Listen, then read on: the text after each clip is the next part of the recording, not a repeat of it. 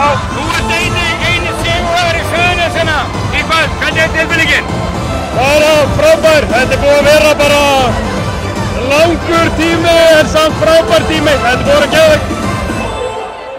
Hvernig ánskotunum farið þið að þessu? Og meina, er Finnur, ég ætla nú að spyrja hann að þið eftir, hvort hann ætla bæta við eftirnafni, millinafni, Finnur?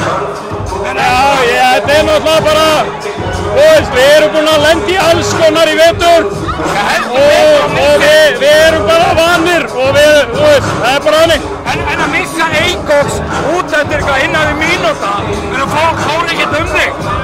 Já, sko, finna við það. Við töluðum fyrir leik eins og móti Haukum þegar Eikóks var ekki með og hvað vorum góður í að finna lausnir og það var bara sýndist í dag.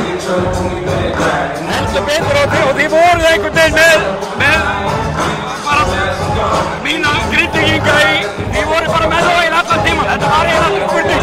Já, mér fannst það, en þú veist, þeir voru alltaf að gera ákall í þetta og voru inn í leiknum allan tíman.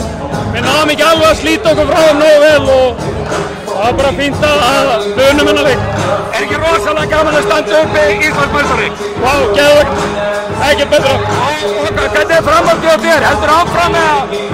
Já, við erum bara að bíða að sjá en ég býstu því alltaf áfram, já. Til lukkum með það. Já, takk fyrir það.